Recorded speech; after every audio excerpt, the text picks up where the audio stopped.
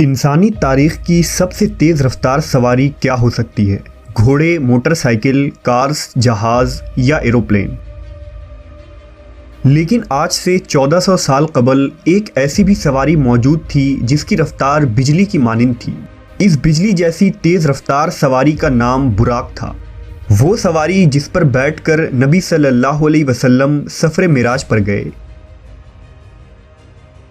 براق کی خصوصیات کیا تھی اور جب نبی اس پر سوار ہونے لگے تو وہ بے لگام کیوں ہو گیا؟ کیا براق کو ماڈرن سائنسی علوم سے ایکسپلین کرنا ممکن ہے؟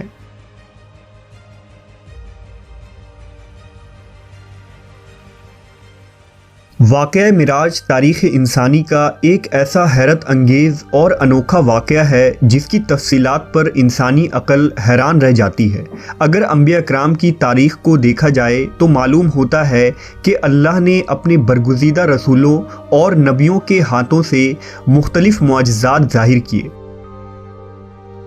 ہر نبی کو اپنے عہد، زمانے اور علاقے کے مطابق معجزات سے نوازا گیا تھا تاکہ ان کے امتوں پر حق واضح ہو جائے۔ مثلا حضرت موسیٰ علیہ السلام کی امت چونکہ جادو میں کمال رکھتی تھی، اس لیے خالق کائنات نے بھی اپنے نبی کو جادو کے ان کمالات کا توڑ کرنے کے لیے معجزات عطا کیے۔ اسی طرح حضرت عیسیٰ علیہ السلام کے دور میں طب کا بڑا چرچا تھا، لہٰذا حضرت عیسیٰ علیہ السلام کوڑ کے مریضوں، اندھوں، یہاں تک کہ مردوں کو بھی زندہ کر دینے کی قدرت سے فیضیاب تھے۔ جب خاتم الانبیاء حضرت محمد صلی اللہ علیہ وسلم اس کائنات میں تشریف لائے تو اللہ کو معلوم تھا کہ امت محمدیہ چاند پر قدم رکھے گی اور ستاروں پر کمندیں ڈالیں گی، لہٰذا اللہ نے اپنے محبوب کو مکان و زمان یعنی ٹائم اینڈ اسپیس کے اصولوں اور وسعتوں سے نکل کر اپنے کرب کا اعزاز بخشا، جس کا گمان بھی عقل انسانی میں نہیں آ سکتا تھا۔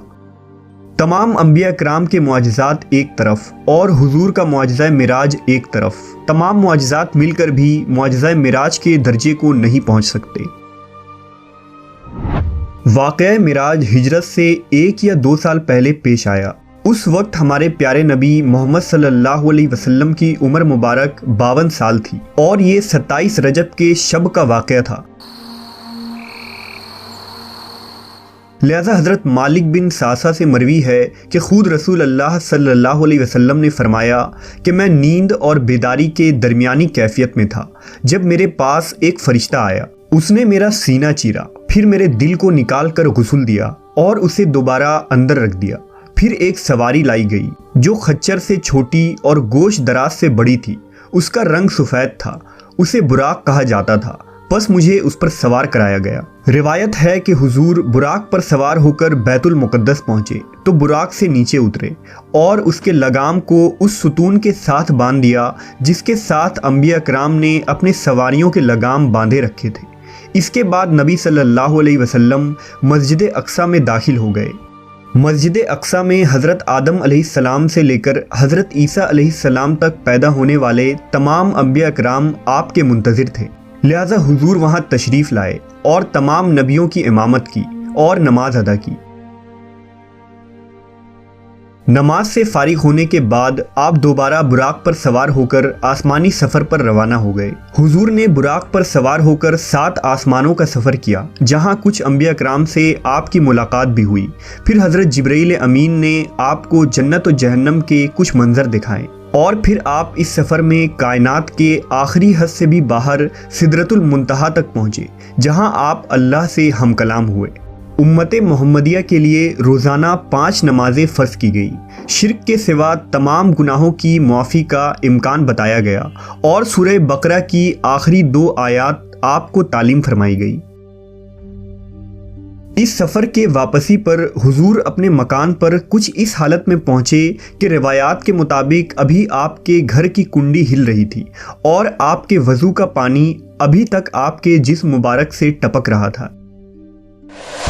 معراج کے اس واقعے کو اللہ نے انتہائی تفصیل کے ساتھ قرآن مجید کی سورہ اسراء میں یوں بیان کیا ہے: پاک ہے وہ رات جس نے راتوں رات اپنے بندے کو مسجد حرام سے مسجد اقصیٰ تک سیر کروائی، جس کے ارد گرد ہم نے برکت رکھی ہے تاکہ ہم اسے اپنی کچھ نشانیاں دکھائیں، بے شک وہ سننے والا دیکھنے والا ہے۔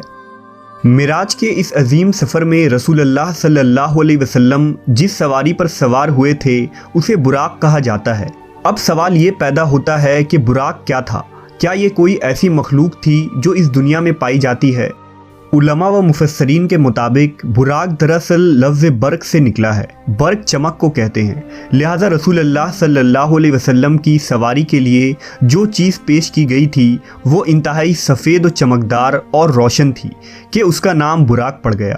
یہ بھی کہا گیا ہے کہ براق کو اس لیے براق کہا جاتا ہے کہ وہ برق یعنی بجلی کی چمک کے مانند اس کی رفتار ہے۔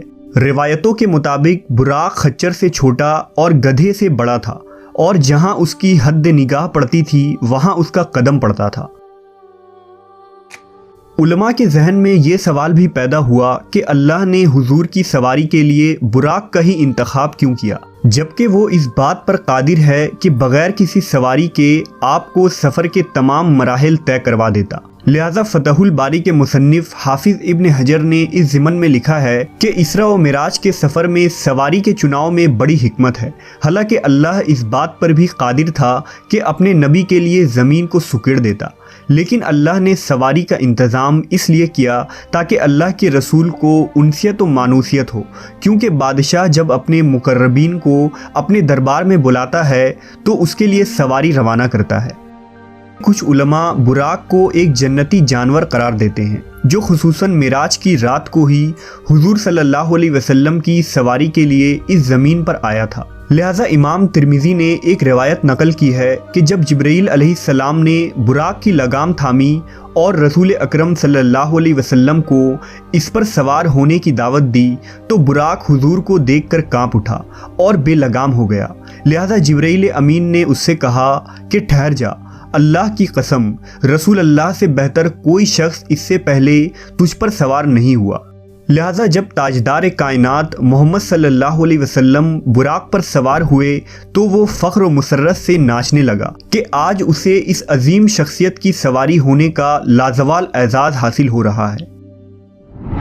بعض علماء نے یہ بھی لکھا ہے کہ براق کا چہرہ انسانی چہرے کی مانند ہے اور انسان کی طرح سننے اور سمجھنے کی صلاحیت بھی رکھتا ہے، لیکن قرون وسطیٰ یعنی خصوصاً بنو امیہ اور بنو عباس کے دور حکومت کے مسلمان فنکاروں، شاعروں اور مصوروں نے جس طرح براق کی تصویر کشی کی ہے اس کا کوئی ثبوت قرآن و سنت یا تاریخ کے کسی بھی کتاب میں موجود نہیں ہے۔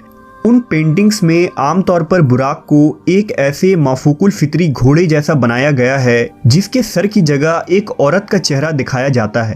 ایسی کوئی دلیل اسلامی روایات سے تو نہیں ملتی، البتہ دوسرے مذاہب اور قوموں میں اس طرح کی دیویوں کی خیالی تصویر ملتی ہے، اور ممکن ہو کہ اجمی مسلمانوں نے انہی تصویروں سے متاثر ہو کر انہیں براق پر چسپاں کر دیا ہو، جبکہ براق نر تھا یا مادہ اس کے متعلق بھی کوئی مستند شواہد موجود نہیں ہے۔ واقعہ معراج اللہ کا ایک معجزہ تھا، جس طرح سے ہر معجزے کو سمجھنا اور ثابت کرنا انسانی عقل کے لیے ممکن نہیں، اسی طرح سے معراج کے اس سفر کو سمجھنا انسانی ذہن کے لیے ناممکن ہے۔ لیکن جدید فزکس نے گزشتہ صدیوں میں ایسا نظریہ پیش کیا ہے جو قابل غور ہے۔ آئنسٹائن، جسے پچھلی صدی کا سب سے بڑا سائنٹسٹ مانا جاتا ہے، اس کی تھیوری آف ریلیٹیوٹی جدید فزکس کی بنیاد ہے۔ آئنسٹائن نے اس تھیوری میں بتایا ہے کہ اس کائنات میں ٹائم تمام مقامات اور لوگوں کے لیے اسٹیٹک نہیں بلکہ مختلف ہوتی ہے، اور یہ مقامات کے اعتبار سے بدل سکتی ہے۔ لہٰذا اگر کوئی شخص اس کائنات میں روشنی کی رفتار سے سفر کر پائے تو اس کے لیے ٹائم رک جائے گا۔ اس نے ایک مثال پیش کیا کہ اگر کوئی شخص ایک ایسے سواری میں سفر کر رہا ہو جس کی رفتار لائٹ کے برابر ہو تو اس کے لیے وقت تھم جائے گا، اور جب وہ شخص کئی سالوں بعد اس زمین پر واپس آئے گا تو یہاں کچھ ہی سیکنڈ گزرے ہوں گے۔ وقت کے اسی فرق کو فزکس میں ٹائم ڈائلیشن کہتے ہیں۔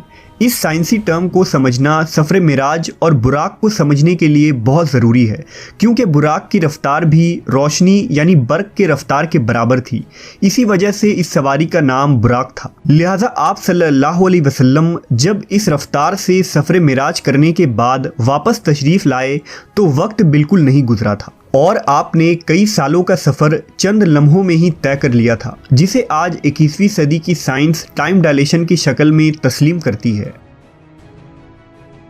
لیکن آج بھی انسان اسپیس ٹیکنالوجی میں اتنا آگے نہیں بڑھا کہ ہر سوال کا جواب سائنس کی بنیادوں پر دے سکے۔ مثال کے طور پر اگر کوئی شخص لائٹ کے اسپیڈ سے ٹریول کرتا ہے تو اس کا جسم ماسلیس ہو جاتا ہے اور اسے انفائنائٹ انرجی کی ضرورت ہوتی ہے، جو بظاہر انسانوں کے لیے ناممکن ہے، لیکن اللہ کی ذات کے لیے نہیں، کیونکہ وہ ہر چیز پر قادر ہے۔ لہٰذا اس رات اللہ نے نبی صلی اللہ علیہ وسلم کے جسم مبارک کو اس سفر کے لیے وہ عظیم قوت بخشی تھی۔ واقعہ معراج حضور کا ایک دائمی معجزہ ہے جس کی حقانیت اور سچائی نئے نئے سائنسی انکشافات کے ساتھ واضح ہوتی جائے گی۔ جیسا کہ کسی شاعر نے کہا کہ پھیلائے ہوئے گوشۂ دامن تجسس، سائنس محمد کا پتہ پوچھ رہی ہے، صلی اللہ علیہ وسلم۔